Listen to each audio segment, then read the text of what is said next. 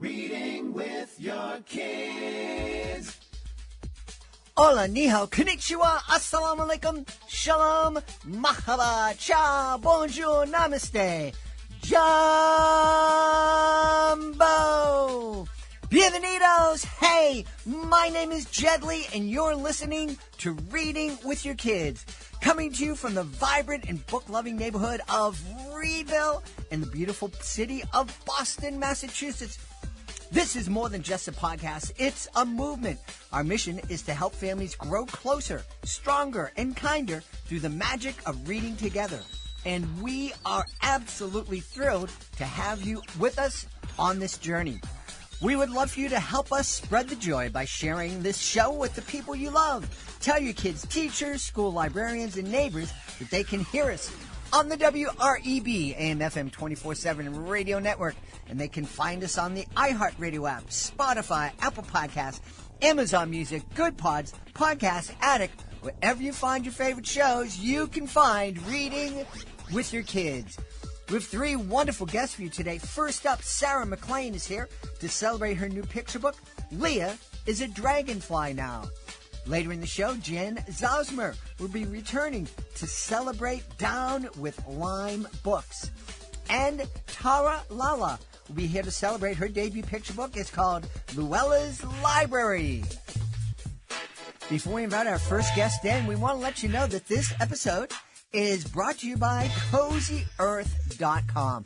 CozyEarth.com. What a company. You know, one of my favorite parts of the day is story time. There's just something magical about snuggling up with your kids, opening a great book, and escaping into an adventure together. And let me tell you, that moment becomes even more magical when you're curled up in the softest, coziest bedding you've ever felt. That's why I'm thrilled to welcome our sponsor, CozyEarth.com. Their bamboo sheets, comforters, and pajamas are unbelievably soft, naturally breathable, and temperature regulating, which means no more sweaty nights or chilly toes. Even Oprah called them the softest ever. And I've got to agree. Right now, Cozy Earth is offering Reading with Your Kids listeners an exclusive and amazing 41% off their entire site. That's right, 41% off. So go ahead, create your own cozy reading nook. Wrap yourself and your kids in something comfy, grab your favorite bedtime book, and turn story time into the best part of your day. Just head on over to CozyEarth.com and use the promo code READ at checkout to save. That's CozyEarth.com, promo code READ. Join us right now from beautiful Los Angeles in California. Our guest is here today to celebrate.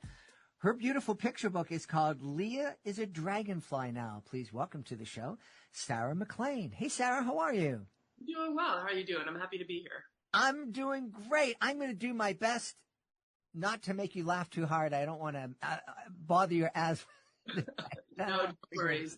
If it flares up because of laughter, that is totally acceptable. Okay. Tell us about Leah and how did she turn into a dragonfly? Yeah, so Leah is a Dragonfly Now is based on a true story. It's about two friends, Celine and Leah, and after Leah dies, Celine decides to remember her by wearing a dragonfly bracelet. And on the 1-year anniversary of Leah's passing, Celine loses that bracelet after a scary accident, and she realizes that there must be some sort of guardian angel that is looking after her, that her and her family were able to survive this event. So yeah, it's just, dragonflies are they symbolize change and transformation. So often when people pass on or die, we don't know what happens to them. They go somewhere, and this is just kind of a nice reminder that even though people leave us, they never really leave us, that there always some sort of sign or symbolism that they're still there. Yeah.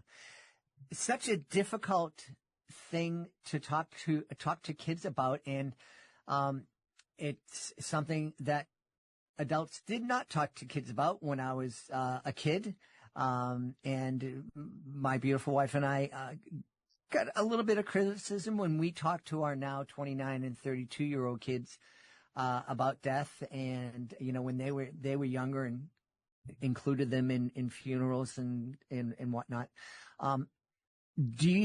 I see things getting better. I think parents are more open to talking about it. Is that just me, or do you think as a society we're more open to speak to our kids about these difficult things? Yeah, I think we definitely are more open to it. I don't say we as a parent because I'm not, but as a society, I'm definitely seeing that trend, especially in the last 5 to 10 years, as far as mental health being talked about more, and just women's rights, and just everything. We're talking about things more, and death is a touchy subject, and even saying the word death was something. When I was naming this book, people are like, I don't know, having death in the title, and grief is a more acceptable word to use, but we're talking about it more, and we need to talk about it because it does affect us all, and it affects us all at every age. And we need to be able to handle it regardless of if we're 2 or if we're 100. How are we going to talk about it, and how are we going to talk about it with those different age groups? And it's really great seeing that there are a lot more books coming out now about grief, about loss, about death, that are targeting really young kids and handling things in a simple way. And this book is more for, middle grade, maybe, 3rd, 4th, 5th grade, where I'm tackling the subjects with more symbolism, and we're actually saying that Leah died, I'm using that word. So I also leave it up to the parent, the teacher, the counselor to decide how they want to use this book, and they're talking to their child about grief and loss. And that's really why I wanted to have this book out in the world, is to have that discussion. So yeah. Kids can read this book, and maybe there isn't something that they understand. Maybe there's a word they don't know, but hopefully it prompts a discussion with some adult that they can have a discussion about it. Yeah. Yeah.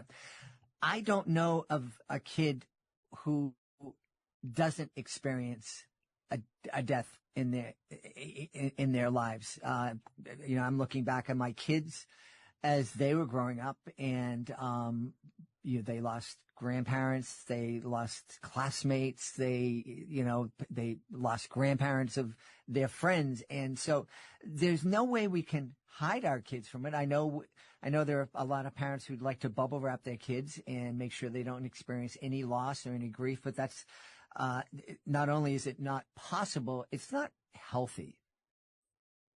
Yeah. And like you said, we're seeing that being talked about more. And I think mental health, or health in all areas, is something that we're very more mindful of and thinking about, because I think we're seeing the effects of how people grew up, in the 50s, 60s, 70s, and repressing things has not been good for their physical health as well. I know I kept a lot in throughout my life, and it had negative effects on just my physical health. And we need to talk and get things out. And it can be hard, and can be very difficult, but for our longer term well-being, we need to talk about things. And yeah, it's easy to ignore and push away, but that will always come back around. Yeah. You mentioned this is based on a true story, that Leah did pass. How old was Leah when she passed? So Leah was 35. She had 2 young kids, and she died of colon cancer, which is another reason I wanted this book out. And I even have a little note in the book about making sure people get checked regularly, whether you're a child or adult. My friend, Leah, was healthy, didn't drink, didn't smoke, was, for all intents and purposes, a very healthy person, and got colon cancer. And this was 10 years ago, at a time when 35-year-olds didn't get colon cancer. And we're seeing that now more as, over the last decade, of starting to get checked when you're 45. So they're even lowering the age of being screened. So it was really important for me to get this out, because cancer is also another touchy subject. And I don't explicitly say that in the book, but it is something that I do want to talk about when I talk about the book of, let's take care of our bodies and our health. And if you feel like something's off, don't wait to get checked. Go see a doctor sooner rather than later. Yeah. Yeah. I'm guessing that Leah was somebody special in your life? Yeah, so she was actually someone I met through my then day job back in Rhode Island. And, I worked at an engineering company, and there's a lot of older white men who work there. And there was a few of us who were, out of college in our 20s and our 30s. So the small amount of us females who were younger kind of gravitated towards each other. And she just became a really good friend of mine, a good supporter. She called me TV Sarah because I then moved to LA and she couldn't wait to see me on TV. Unfortunately, that did not happen. But, I think I've honored her legacy very well. This originally was a animated short film, then turned into a book. So even though she didn't get to see me on TV as an actor and a writer, I think I've done very well by her in honoring her. Yeah. You were mentioning that, Dragonfly symbolizes change. Can you talk a little bit more about why you chose that creature? Well, that wasn't really my choice. That was Leah's choice. So when she was going through her cancer journey, I don't even know who or what or how that came about, but the dragonfly became her symbol. And I think it is because of going through her chemotherapy process and the treatment, she learned that dragons do symbolize a transformation, and usually from life to death. So I think, as you come to terms with things throughout her life and how we're here for a limited amount of time, I think that became her symbol. So, like I mentioned earlier, Celine was given a dragonfly bracelet, as was I and a handful of other close friends and family after Leah passed, and that was our symbol because it was Leah's symbol and our way to remember her. So that was all Leah and her family and her journey that the dragonfly became synonymous with her. Wonderful that you were able to have that friendship and relationship with her.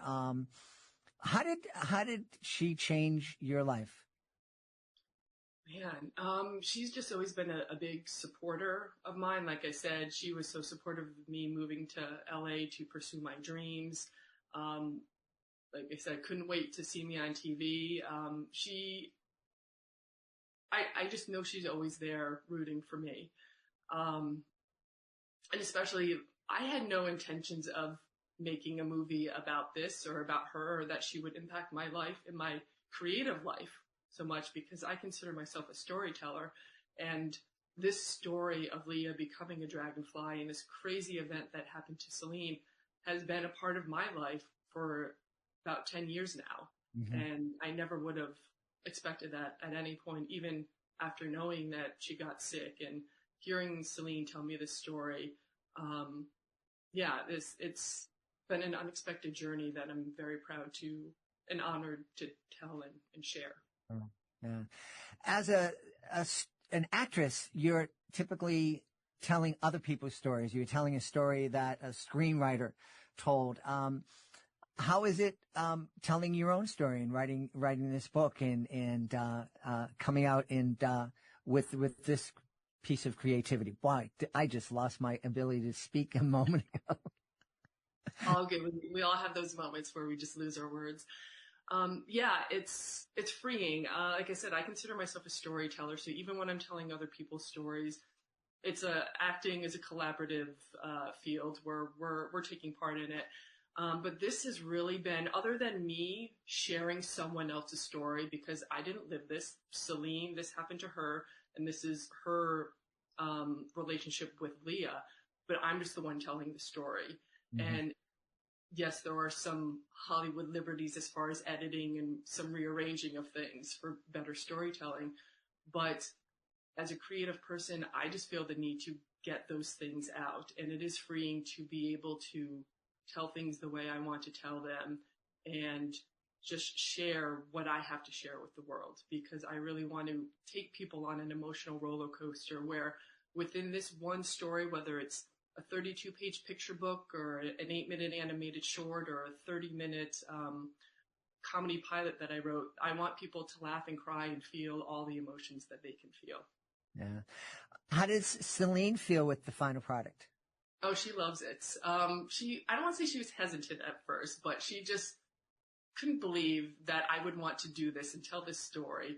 But she was very honored. And I actually heard from her a few days ago because she was up visiting her mom and her aunt, who are also part of this story, and was able to share the book with them. And they rewatched the movie, and her mom loved it. I haven't heard yet what her aunt thinks about it. I'm sure she will also enjoy it, but she's kind of enjoying the notoriety and the press that she's getting, at least locally in Rhode Island, for being somewhat famous, I guess.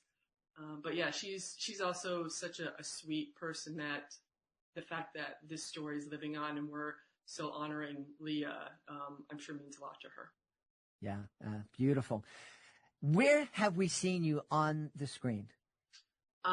There's a lot of stuff out there, so I don't know what people watch. Most recently, I was in an episode of Law and Order Organized Crime, which was amazing because I'm a huge fan of Law and Order, especially SVU. But I got to work on the Christopher Maloney show that just came out a few years ago. So I got to work opposite Christopher Maloney and Oscar winner Ellen Burstyn. So no big deal. No, really, yeah. Just, another day in the life of a working actor. And I've also been on a few Apple TV shows, Little America, because I used to play baseball and they were looking for baseball players. So that was a nice way in. And then Defending Jacob, which was filmed in Boston, just outside of Boston, with Chris Evans. Great. There are parents out there who have kids who are thinking, I'd love to be an actor. I'd love to get out to Hollywood, and that's my dream. And the parents are like, oh, that's so unrealistic. It's so difficult to do. Get yourself a job. You had the job. You were an engineer. And then at some point you said, I'm going to go for my dream. What advice would you have for those parents whose kids are aspiring to be actors? First of all, I was not an engineer. I just did administrative work. Oh, okay. I'm sorry. But yeah, this industry is changing constantly, as I'm sure you are hearing to some degree, and we're really in a state of flux, but there's no reason to not follow your dream, whether it is acting, whether it is something else that is not creative. Life is too short, as I've learned, that there's no reason not to follow your dream. And the good thing is, with how things have been going lately, you don't need to be in LA. There's New Mexico, Atlanta, Boston, New York, Chicago, even the Pacific Northwest. There's so many markets that you can follow your dream and be a working actor in your hometown to some degree. And one of the big things we're told as actors is, when you have a day job, like I still have a day job, and from the outside perspective, that makes it seem like you're not an actor because you have to do something else. And once you can get past that way of thinking as a creative, as an actor, it is freeing, because just because you may have to have a supplemental job doesn't mean you're any less of a creative, any less of an actor. Mm-hmm. So, I say go for it. Like I said, life is too short to not do what you want to do in life. Yeah. We should tell everybody where they can go to find out more about Leah is a Dragonfly now and find out more about you. Yeah, so there's a website, leahthedragonflybook.com. It's got more about the book, the story, ways you can watch the movie. The movie's available on Amazon. It's just called Dragonfly, but you can find all that out at the websites. There's also a coloring book that's out that has images from the movie, from the book.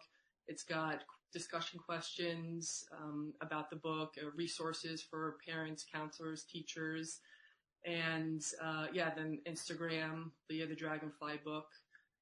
One thing I do want to say too, and that this is also on the website, is ever since I've started this project, people will now come up to me and tell me their Dragonfly stories, which is just so heartwarming.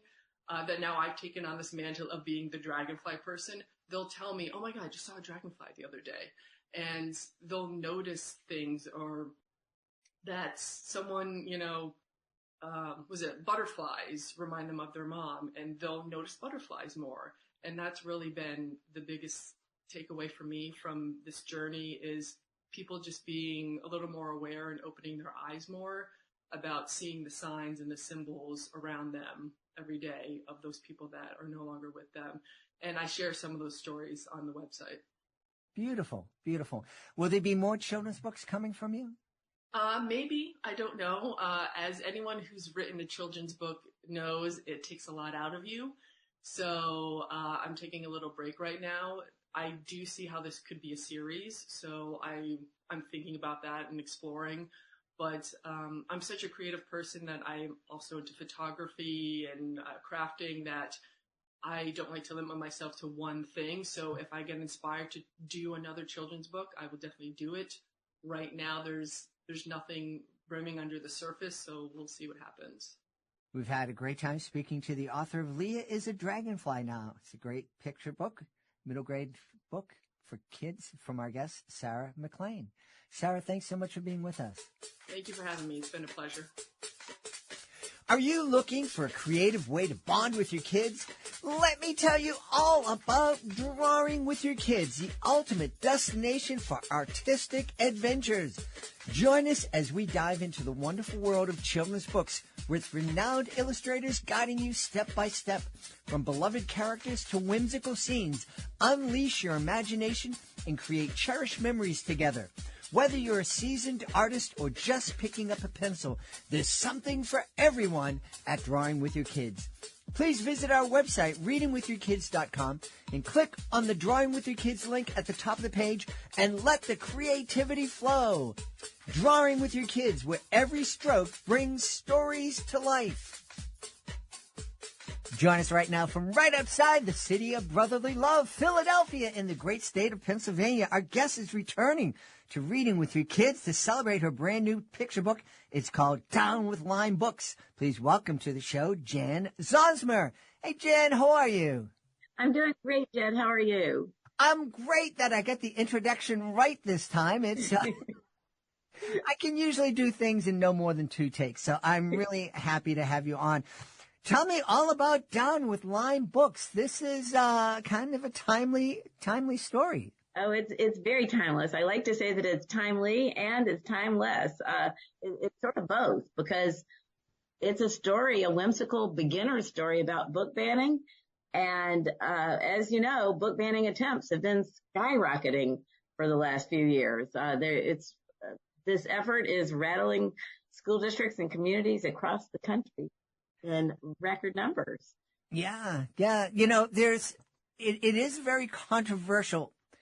And there are some of the books that I've become aware of that parents are saying shouldn't be in the school libraries. I sit back and go, yeah, if I was a librarian, I don't know if I'd bring that book in. But boy, there are a lot of books that have been banned in some places. One that we celebrated here not too long ago, Rajani Laraka's book. I think the title is All About Heart, but it's about the heart. She's a physician, she's a doctor, and it baffled me, and it baffled her why it was banned too. It's hard to understand why some books are banned. There's a great quote by Stephen King where he talks about the need for kids to run out and find the books that are being banned. He said on some of them you'll find, what's the big deal? Like the heart book, you know, what's all the fuss about? Mm-hmm. But on others, you'll figure out that they're trying to share something about the human condition that maybe should be available with parental permission to read. Mm-hmm. Yeah. I grew up in a time where the phrase banned in Boston was used as a marketing tool. I guess at one time Boston was very puritanical, and even as late as the 50s and 60s, they were banning books and movies, and that was a great thing to happen to an author because once their book got banned in Boston, it sold out everywhere. Well, that definitely has happened in Tennessee when a school board banned Mouse. It's a graphic Holocaust novel. It's obviously not for preschool kids. It's for others. But it became in very high demand in Tennessee and beyond. Mm-hmm. That definitely happens. Yeah. So tell us, who wants to ban the lime green books in your book?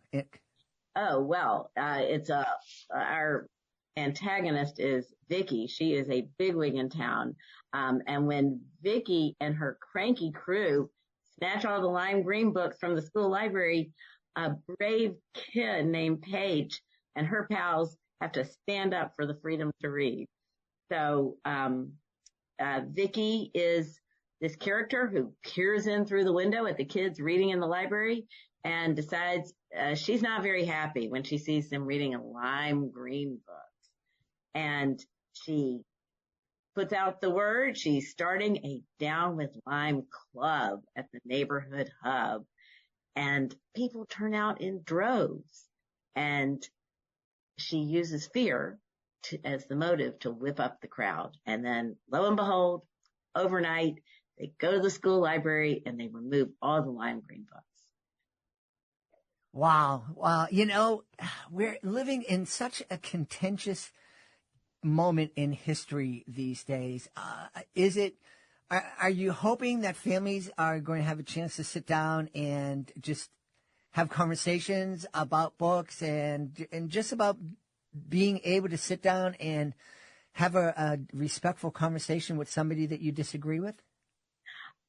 That would be amazing. We are living in very divided times. I certainly am not the first to say that. And that would be my hope, is that families can sit down and read this book together, and eventually we can heal our societal divisions if we raise kids who are exposed to lots of different viewpoints and they grow up with more empathy and growth. Yeah, yeah. Was there one thing in particular that inspired you to write this book? I, like most people, receive the morning news in my inbox, and I started to notice back in around 20 and 21 that I was receiving a lot of stories about book banning, and I was not happy about that. I knew I wanted to speak out against this threat that is endangers our freedom to read, which is such a fundamentally important freedom. And my way of speaking out is through kid-friendly storytelling. So I came up with this idea of using the color lime as a metaphor to introduce a hot button topic to young kids. Yeah. Yeah. You know, I'm reflecting back on the times that you've been here with us in the past. You celebrated, last time you were with us, you celebrated Maxine's Critters Get the Vaccine Jitters. In your first appearance, we were celebrating If You Go With Your Goat to Vote. It seems like this is kind of your thing, is to, take the headlines and create a great kids book around them. This is my thing. You've summed it up perfectly. I love to boil down these really important, great big civic topics and bring them to kids in a lighthearted, kid-friendly way. Yeah. Just to start to plant the seeds. Yeah, yeah. Did you always aspire to be a children's author? I wish I had, because then I would be decades younger right now. But no, I didn't figure this out till right around the time I turned 60. I always have loved writing, and I am tickled lime to be a children's book author now. But this was a path that was anything but direct. I actually took a big detour going to law school, and I finally realized that I gravitate toward writing that is creative and fun. Not that legal writing isn't fun for many people, but it didn't float my boat. So long about the time that I thought of writing a book about voting and it was accepted by the publisher, The Experiment, I realized, hey, wait, I have more to say and I like this. And all of a sudden, I find that I can call myself a children's book author. Awesome. Now, was there a moment in court that it just came to you that, I don't know, maybe the judge denied one of your objections or something, and you said, the heck with this, I'm going to write kids' books? No, it was a much more gradual process. I just uh, found myself not excited about writing that wasn't fictional. And I wanted, I have written plays and stories and for my kids and for my congregation. And I've done all kinds of creative writing. So it was just more of a lifelong habit. And then somewhere along the way, I found that I was published, and here I am. There you go. That's wonderful. Boy, legal writing and technical writing, I agree with you. I guess it's exciting and fun for some folks, but I certainly never enjoyed reading that kind of writing, so I can't imagine how it could be fun to write it. But people writing that stuff. It is extraordinarily important, and many of my family members are lawyers, and it's great. There is a part of me that does love the precision and the organization, but the biggest part of me loves the creativity to do something that is wild and different, whereas legal writing is based in precedent, meaning it should not be so different. Mm-hmm, mm-hmm. Yes, exactly. We don't want any fiction happening in the courtrooms. Although I think there's probably a lot of fiction that does in courtrooms. I'm interested, obviously, with writing kids' books, writing picture books. You spend time with kids and sharing the stories with them. What's the most surprising or funniest question that a kid has ever asked you about your writing? Oh, wow. That's a great question. I have to say that I wrote the first two books during the pandemic. Mm-hmm. And so I didn't have a lot of personal interaction. I've done a few book talks with, in person. So I don't remember on Zoom getting any particularly wild questions. But I'm going to have to keep that in mind, because now I'm all raring to go for big book talks in person. Yeah.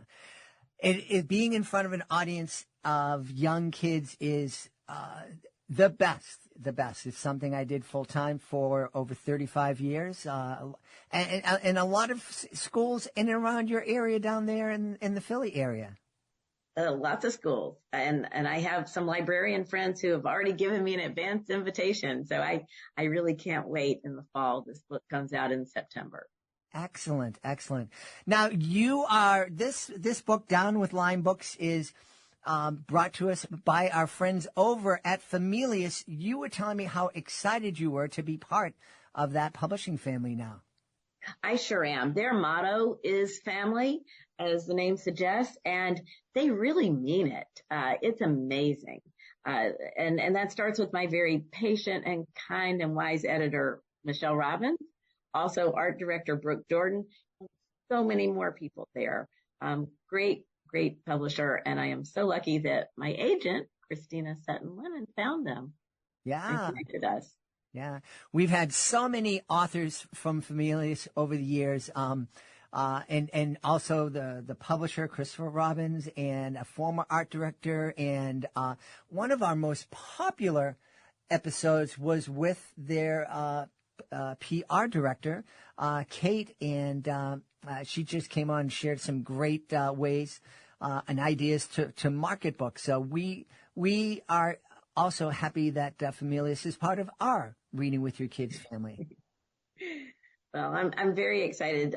They have arranged for me to be one of the speakers on the indie stage at this weekend's upcoming American Library Association 2025 annual conference.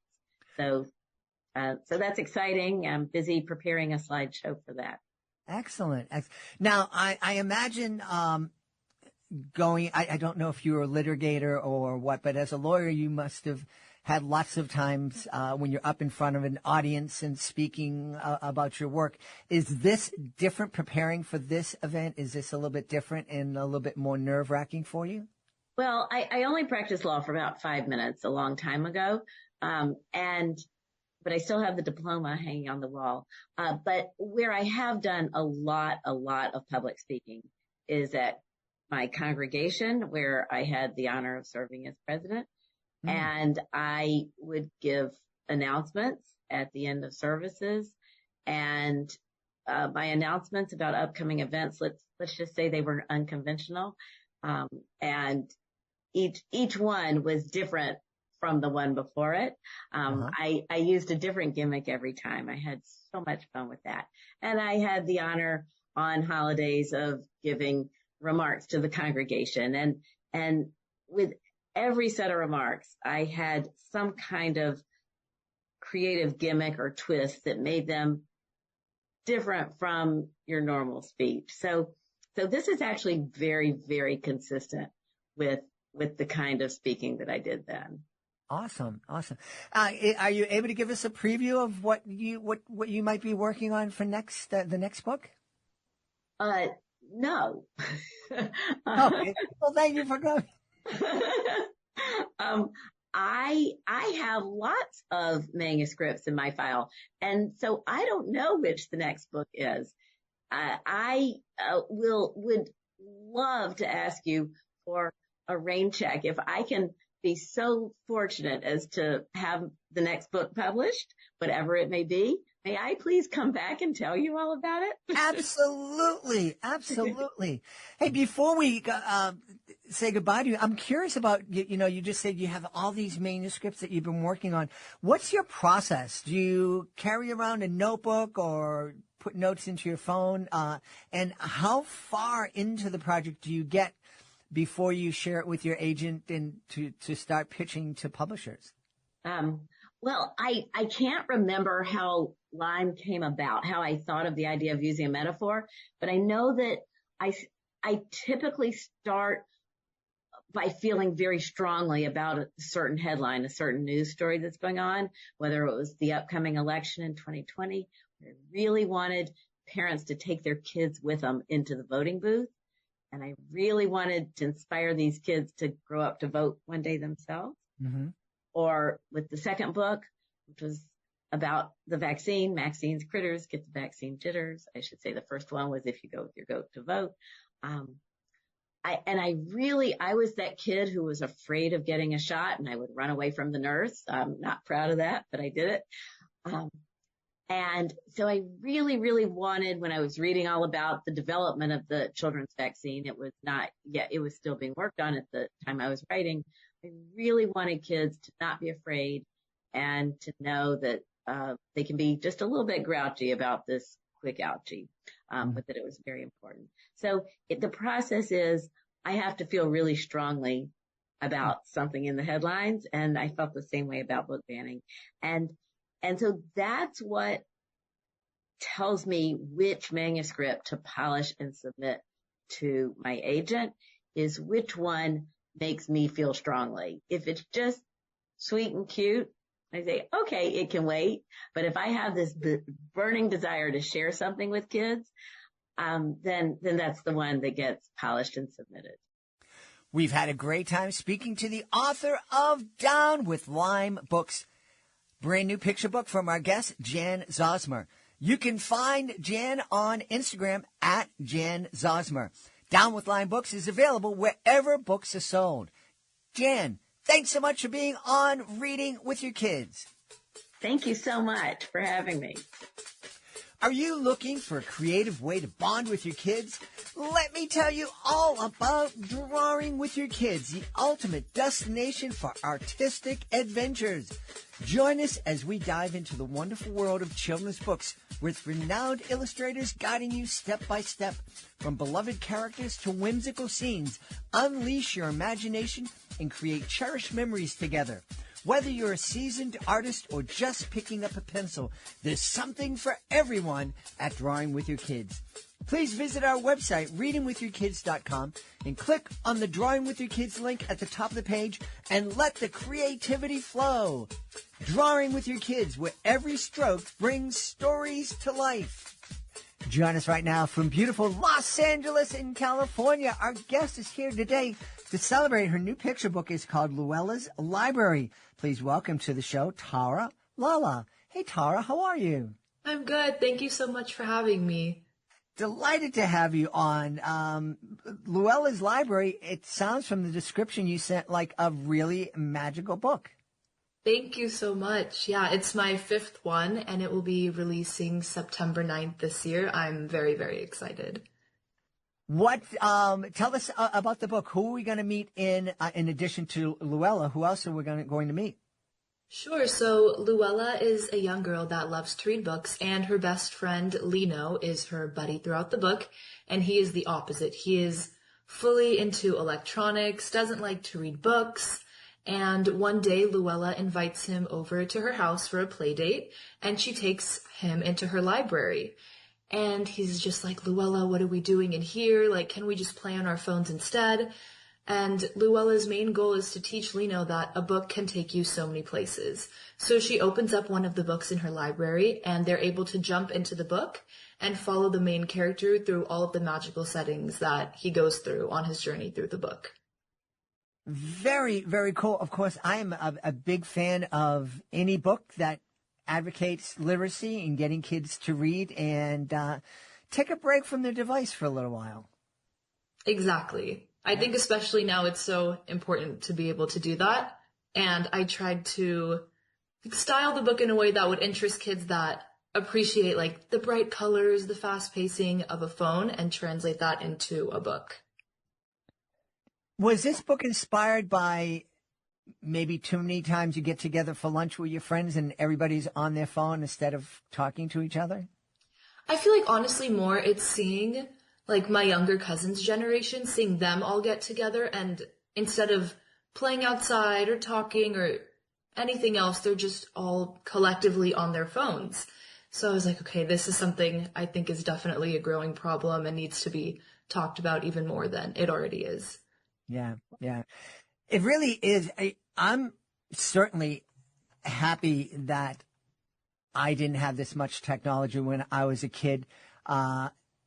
We did have technology, and I was all about it. And me and my buddies, we had the cassette tapes, and we used to make what, as I look back on now, were actually podcasts.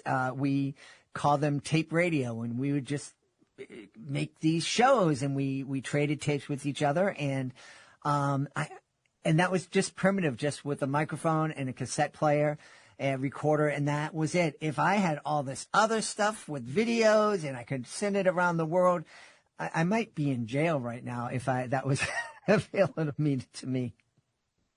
Yeah, it's so distracting, especially because I'm in that generation too. Like I'm only 21, so I've obviously grown up with Instagram and Snapchat and everything. So I find myself even getting distracted and sucked into it. So I have to make more of a conscious effort to just put it aside and focus on things that are just right in front of my face instead of my phone. Isn't it strange that these devices that were meant to connect us and help us communicate with each other actually stop us from real communication? Yes, I feel like in the beginning, for me at least, when social media was a little more simple, it was just connecting with friends. But now, especially with all of the added like Reels and TikTok, it really just sucks you in so much more, and it's so hard to get out of. Yes, I mean, I find myself oftentimes sucked in with the quick little, here's 30 seconds of this, and here's 30, and it gets scary sometimes. And again, our kids are so vulnerable to this. Yeah, I agree. Yeah. Have you had conversations with your younger family members about this? I try. It's pretty difficult, especially because it's like I still want to be the cousin that they love and want to play with. But I try as nicely as I can to tell them like, oh, maybe we should go play outside together, or maybe you should read a book or something else to help grow your imagination just a little bit more than just your phone. Because I understand like it'll always be there. Even I like to spend time on my phone, but just not hours and hours on end. I think that's when it gets really problematic. Yeah, absolutely. This Luella's Library is your fifth book. What? And you shared with us that you're 21. So you started your journey as a kid's author at a very young age. Yes, I did. I wrote my first book when I was 14 years old. Wow. And is that one of the books that's available on your website? So I don't have a website, but on Amazon or Barnes & Noble, all of them are available to be purchased. Wow. Well, let's go through 5 books. What was that first book that 14-year-old Tara wrote? Sure, so that was a novel that I wrote. It's about 176 pages called Twincesses, and all of my books are children's fantasy. It's been the genre that I've always loved growing up. And this first one is essentially about 2 twin princesses named Topaz and Lotus that were separated at birth due to a curse from an evil sorcerer. And the book is about their journey of finding each other and trying to build back together their kingdom and fight off this evil sorcerer together. Wow. Fantasy. Tell me what it is about fantasy, because there are so many kids who love that genre. What is it that hooked you? I think ever since I was a young kid, my parents would always put on the Disney princess movies for me and the Barbie movies for me. And I just grew up loving being able to escape into a magical, colorful world with just no like prevalent real life problems, but all like fun journeys and being able to follow the main protagonist and doing things that we as people can't do, like flying to a magical land or swimming underwater and breathing. It just always attracted me. And I think also what really got me into fantasy writing is I have a younger sister, and we used to share a room for a very long time. And at nighttime, she would always be afraid of the dark. So each night I would have to make up a new story for her to fall asleep. So they would always be about princesses and fairies and mermaids. So that's really what like kickstarted me into writing fantasy. Ah. Now, the statute of limitations, I'm sure, has expired by now. But did you ever get annoyed at your little sister and decide, oh, I'm going to tell her a ghost story and keep her up? Honestly, no. I feel like if my brother and I shared a room, that would definitely be more of the case. But my sister and I pretty much always get along. So after that first book was written, did you jump right back into writing your second book, or did you take some time being a teenager? No, I feel like I was able to get a nice balance of like school life, social life, and writing. So right after I had sent my first one to publish, I wrote my second one starting at age 15. This one took me a little longer to write because I was in the middle of my sophomore year of high school. So things started getting a lot more hectic, but I was able to write the second one between the ages of 15 and 16. Wow. And what was the name of that book? That one is Tales from Down Under. Okay. And is that set in Australia or underneath the sea? Underneath the sea. It takes place primarily in Italy, but mainly it's all under the ocean. Now, is this something that you plan, a career that you plan on pursuing?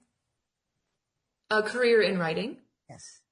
Yes, and hopefully eventually into screenwriting. I've been taking classes for that in my university, and I'm really enjoying it. So hopefully I can do both. Wonderful. That's really exciting. Are there people in your life that inspire certain characters? Well, I would say in my third book, which is called An Alani Adventure, I made 3 main characters, and they're 3 siblings that I based off of my own siblings and I, just because I think our dynamic is pretty funny. So I would say only for those. The rest are just me making them up on my own. And what was the name of that book? The third one? Yes. An Alani Adventure. Oh, you told me that. Look at that, how old I am. Well, we've talked about 4 out of 5 books. We can't leave book 4. It would be so lonely. So book 4 is actually a Christmas book. That was my very first picture book. So Luella's Library is a picture book, as is my 4th one. And that's Minty the Mischievous Elf. I've always loved Christmas, and I wanted to explore a different side. I feel like I personally have always seen movies about the North Pole, but I was like, what about the South Pole? What happens over there? And that's kind of the world that I built, and I really, really enjoyed writing it. That's neat. And I never heard anybody talk about that. Like everything's happening, going on in the North Pole, and in reality, Antarctica is, it's actually a continent. There's actually a lot of stuff going on down there. Mm-hmm. And reading with your kids has been downloaded to Antarctica. Oh, really? Yes, it has. We had Wow. we had a guest on who was a former researcher and scientist down at down in Antarctica, and I mentioned to him, I said, we've been downloaded to every continent except Antarctica, and he said, well, I'm going to fix that, and sure enough, his research buddies who were down there downloaded the show, so I don't know if they listened to it. Hopefully they listened to his episode, but I thought that was pretty cool. Yeah, that's amazing. Yeah. Is book 6 in the works right now?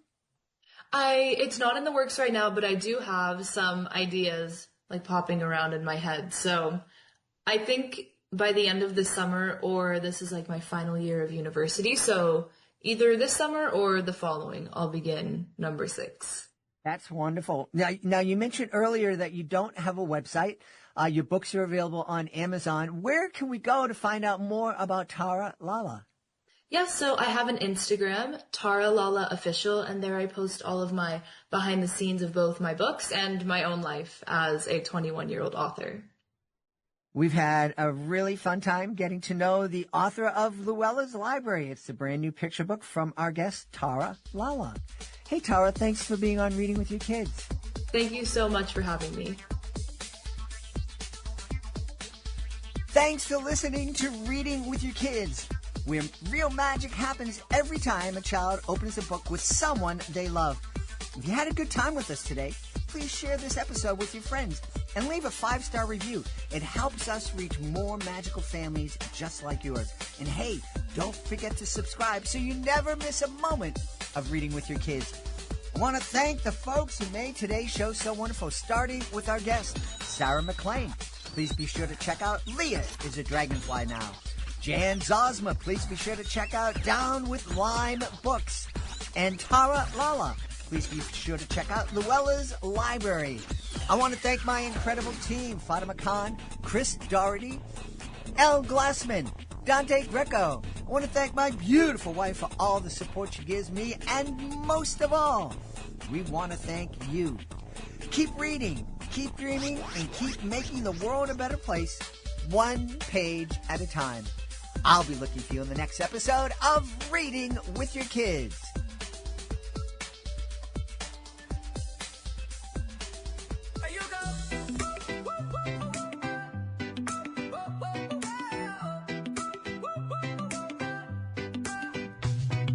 Hey there, sleepyhead. The sun is shining bright. Time to stretch your arms. Let's welcome the light. Clouds are drifting away. Just look at that blue. Wake up, there's fun waiting for you. We got adventures planned, so many games to play. Grab your shoes, my friend, let's dance through the day. Wake up, sunshine, it's a brand new day. We'll laugh and we'll sing in a joyful way. Let's paint the sky with colors so bright. With smiles all around, we'll shine like the light.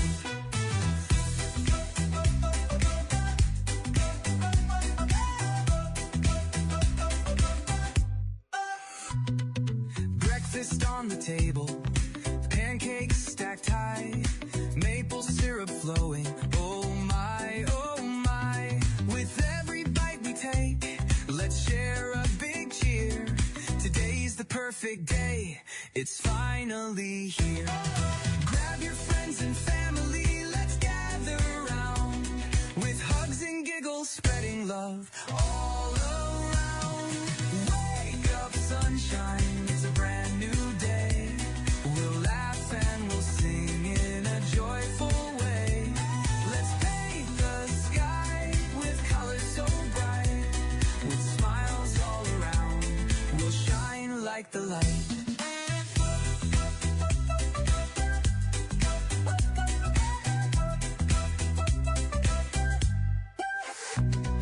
Jumping in the garden, feeling the breeze, playing with the flowers, dancing with the bees. Every moment's magic, every laugh is free. Life's a sweet adventure, come and play with me.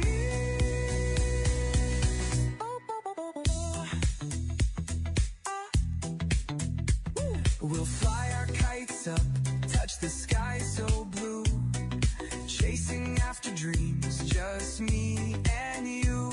From sunrise till sunset, let's make it last, creating lovely memories, oh so fast. So grab your favorite toy, let's run and play. Together we'll make this